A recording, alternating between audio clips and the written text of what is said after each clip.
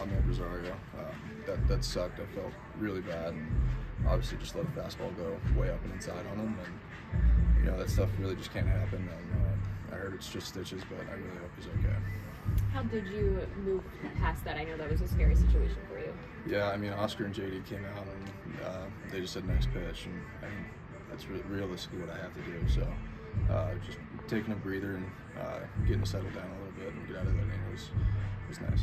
Getting back to the actual pitching side of things, what do you think helped you from the second inning on? You were pretty solid from that point.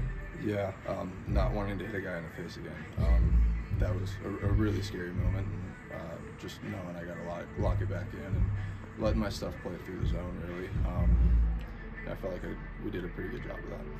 How nice was it, though, considering Colorado, too, you felt like your command wasn't all there, to bring it back in and get that command through the zone throughout the rest of the game? Yeah, it was a really good feeling.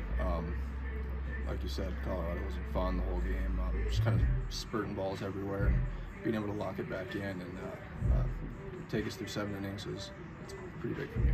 Nice to match your career high, knowing the situation in the bullpen as well and how much they've had to be utilized, knowing Bednar wasn't available either. Yeah, I'm glad I can give those guys somewhat of a break.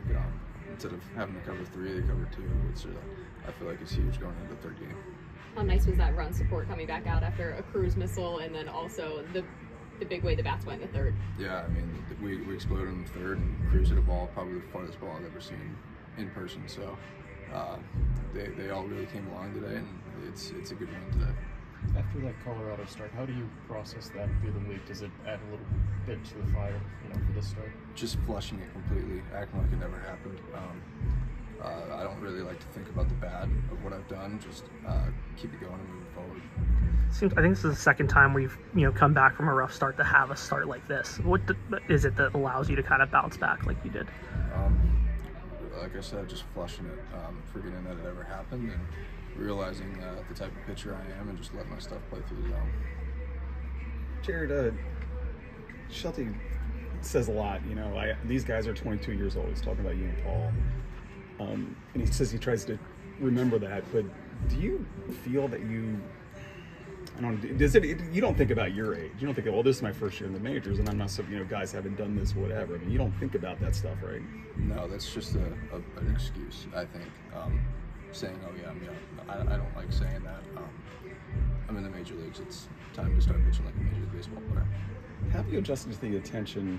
I mean, you two guys have certainly caught a little bit of fire here, not only in the city, but when you guys start, it's a thing, right? I mean, did you just always assume, well, when I get up to the majors, this is going to be a big deal, or has it been one of those things where you have to sort of put the attention that you get over here and maybe your job over there?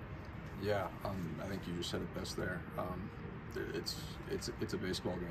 There's going to be fans at the game, and they obviously like the players that we have. But yeah, just when it's time to step on the mound, everything gets flushed out, and it's time to work.